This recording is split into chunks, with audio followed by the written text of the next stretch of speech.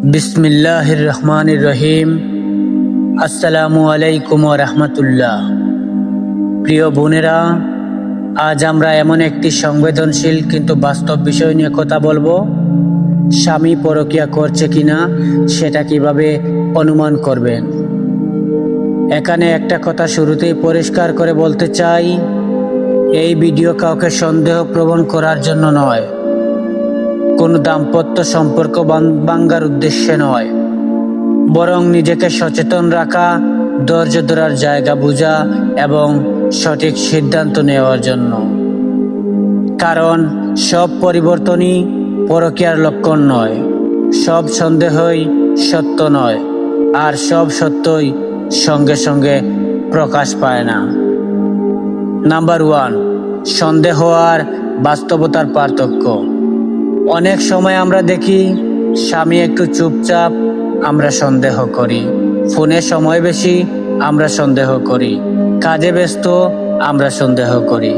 কিন্তু প্রশ্ন হলো, সব পরিবর্তন কি পরকীয়ার জন্যই হয়? না। মানুষের জীবনে থাকতে পারে মানসিক চাপ, আর্থিক টেনশন, অফিসের সমস্যা, শারীরিক অসুস্থতা, নিজের ভেতরের যুদ্ধ।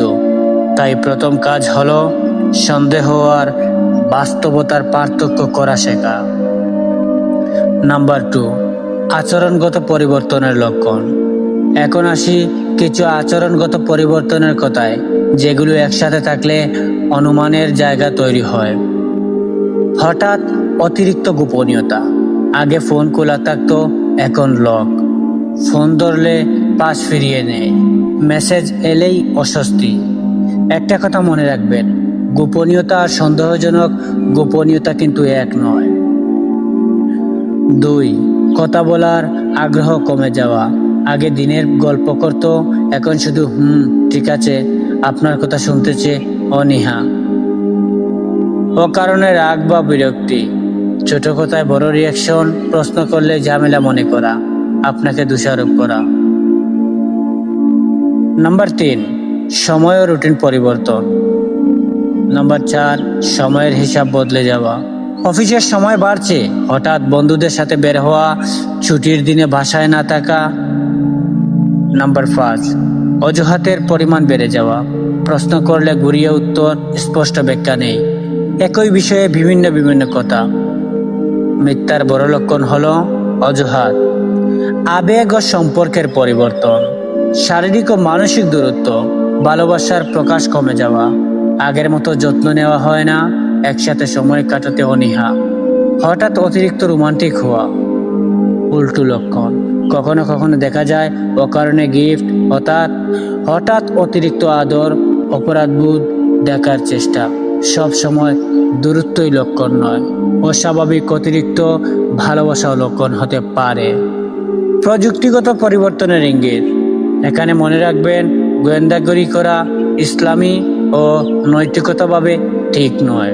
তবুও সাধারণ পরিবর্তন, যেমন সোশ্যাল মিডিয়ায় হঠাৎ অতিরিক্ত সময়, নতুন অ্যাপ, নতুন পাসওয়ার্ড, কল হিস্ট্রি ক্লিয়ার রাখা, এগুলো এককভাবে প্রমাণ নয়, কিন্তু অন্যান্য লক্ষণের সাথে মিললে অনুমান তৈরি হয়। নিজের অনুভূতিকে সম্মান করুন। নারীর একটা বড় শক্তি হলো অন্তরের অনুভূতি। অনেক সময় দেখা যায় স্পষ্ট প্রমাণ নেই, কিন্তু মন শান্ত নয়, একটা অজানা অস্বস্তি। এটা অবহেলা করবেন না, কিন্তু এটাকে 100 ভাগ সত্য ভাববেন না। অনুভূতি, সতর্কতা, প্রমাণ, সিদ্ধান্ত। কি করবেন, কি করবেন না। যা করবেন না, সরাসরি ঝগড়া, অপমান, গোপনে ট্র্যাক করা, তৃতীয় ব্যক্তিকে জড়ানো। যা করবেন, শান্ত থাকা, পর্যবেক্ষণ করা, নিজের মর্যাদা বজায় রাখা, সময় নিয়ে কথা বলার সঠিক পদ্ধতি।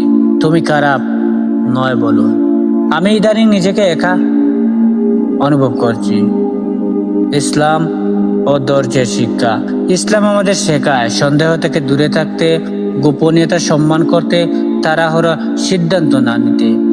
আল্লাহ বলেন, নিশ্চয়ই আল্লাহ ধৈর্যশীলদের সাথে আছেন। দোয়া করুন, নিজের জন্য, সংসারের জন্য, স্বামীর হেদায়েতের জন্য। প্রিয় বোনেরা, এই ভিডিওর উদ্দেশ্য ভয় দেখানো নয়, ভাঙ্গন তৈরি করা নয়, বরং সচেতন হওয়া, নিজের মূল্য বোঝা, সঠিক সময়ে সঠিক সিদ্ধান্ত নেওয়া। মনে রাখবেন, আপনি দুর্বল নন, আপনি একা নন, আর আপনার সম্মান সবচেয়ে গুরুত্বপূর্ণ।